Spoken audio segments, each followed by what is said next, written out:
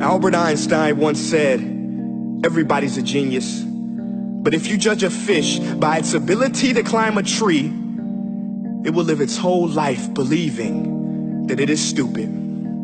Ladies and gentlemen of the jury, today on trial we have modern day schooling. Glad you could come. Not only does he make fish climb trees, but also makes them climb down and do a 10-mile run. Tell me, school, are you proud of the things you've done? Turning millions of people into robots, do you find that fun? Do you realize how many kids relate to that fish swimming upstream in class, never finding their gifts, thinking they are stupid, believing they are useless? Well, the time has come, no more excuses. I call school to the stand and accuse him of killing creativity, individuality, and being intellectually abusive. He's an ancient institution that has outlived his usage. So, Your Honor, this concludes my opening statement, and if I may present the evidence of my case, I will prove it. Proceed. Exhibit A.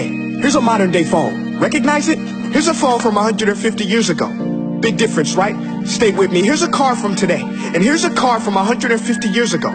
Big difference, right? Well, get this. Here's a classroom of today, and here's a class we used 150 years ago. Now, ain't that a shame? In literally more than a century, nothing has changed. Yet you claim to prepare students for the future? But with evidence like that, I must ask, do you prepare students for the future or the past? I did a background check on you and let the record show that you were made to train people to work in factories, which explains why you put students in straight rows, nice and neat, tell them sit still, raise your hand if you want to speak, give them a short break to eat, and for 8 hours a day, tell them what to think. Oh, and make them compete to get an A letter which determines product quality, hence grade A of meat. I get it. Back then, times were different. We all have a past. I myself am no Gandhi. But today, we don't need to make robot zombies. The world has progressed. And now we need people who think creatively, innovatively, critically, independently, with the ability to connect. See, every scientist will tell you that no two brains are the same. And every parent with 2 or more children will confirm that claim.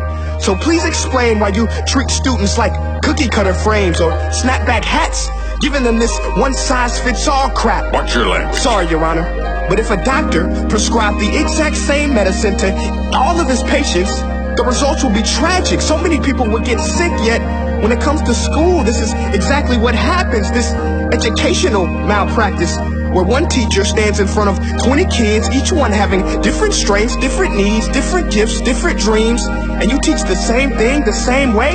That's horrific. Ladies and gentlemen, the defendant should not be acquitted. This may be one of the worst criminal offenses ever. And let's mention the way you treat your employees. Objection. Overruled. I want to hear this. It's a shame. I mean, teachers have the most important job on the planet, yet they're underpaid? No wonder so many students are short-changed. Let's be honest. Teachers should earn just as much as doctors, because a doctor can do heart surgery and save the life of a kid. But a great teacher can reach the heart of that kid and allow him to truly live. See, teachers are heroes that often get blamed, but they're not the problem. They work in a system without many options or rights. Curriculums are created by policymakers, most of which have never taught a day in their life. Just obsessed with standardized tests. They think bubbling in a multiple choice question will determine success. That's outlandish. In fact, these tests are too cruel to be used and should be abandoned, but don't take my word for it. Take Frederick J. Kelly, the man who invented standardized testing, who said, and I quote, "These tests are too cruel to be used and should be abandoned." Ladies and gentlemen of the jury, if we continue down this road, the results will be lethal. I don't have much faith in school, but I do have faith in people.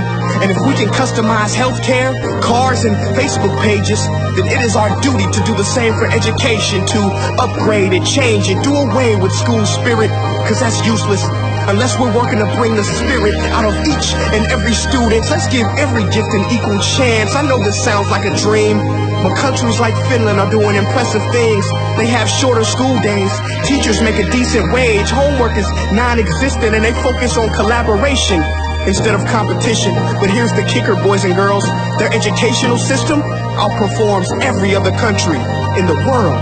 Other places like Singapore are succeeding rapidly. Schools like Montessori, programs like Khan Academy, there is no single solution. But let's get moving, because while students may be 20% of our population, they are 100% of our future. So let's attend to their dreams and there's no telling what we can achieve. This is a world in which I believe, a world where fish are no longer forced to climb trees. I rest my case.